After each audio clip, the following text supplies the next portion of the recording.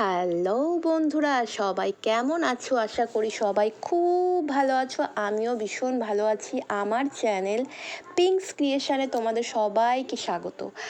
আজকে আমি এসেছি আমাদের কলকাতার যে যাদবপুর আছে, যাদবপুরে ওখানে আমাদের রাম ঠাকুরের আশ্রম আছে।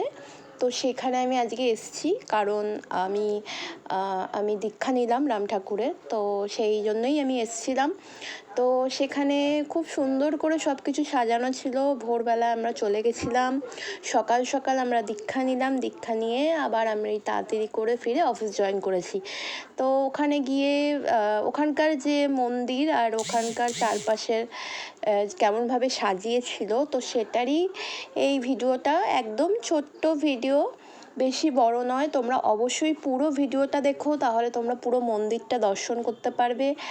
আর ভিডিওটা দেখে তোমরা অবশ্যই জানিও ভিডিওটা কেমন লেগেছে, আর কমেন্ট করে অবশ্যই জানিও যে তোমরা কে কে রাম ঠাকুরের আশ্রমে গেছো বা রাম ঠাকুরের আশ্রমে তোমাদের কার কার দীক্ষা নেওয়া আছে। তো এখন তোমরা এটা দেখতে থাকো।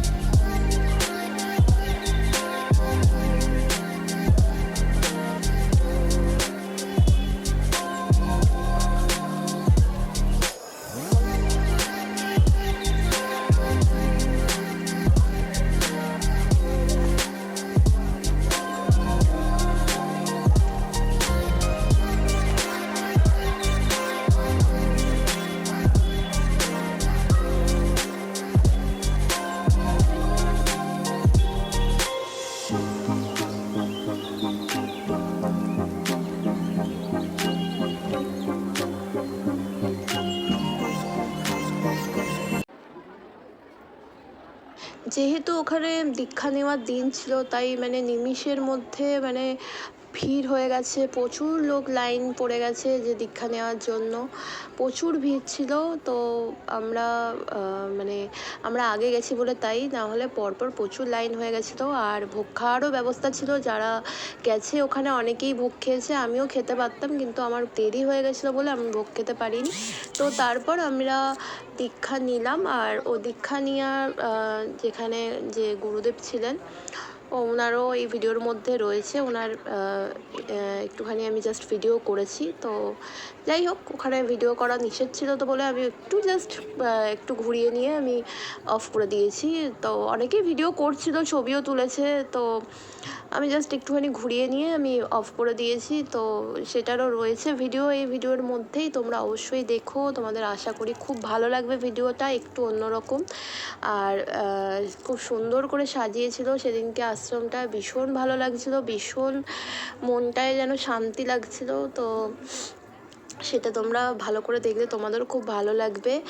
আর ভালো লাগলে অবশ্যই কিন্তু যারা নতুন দেখছো তারা আমার চ্যানেলটাকে অবশ্যই সাবস্ক্রাইব করে দিও, আর অবশ্যই ভিডিওতে জয়রাম লিখো, আর লাইক কমেন্ট করো, শেয়ার করো। ভালো লাগলে অবশ্যই আমার পাশে থেকো।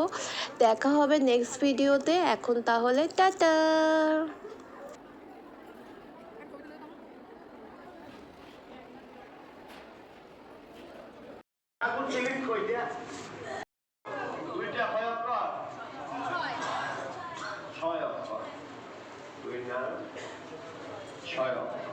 ঠাকুর দিচ্ছেন 2 নাম 6 অক্ষর, আর মহাপ্রভু যে মালা গেঁথেছেন এটা হইল 16 নাম 32 অক্ষর।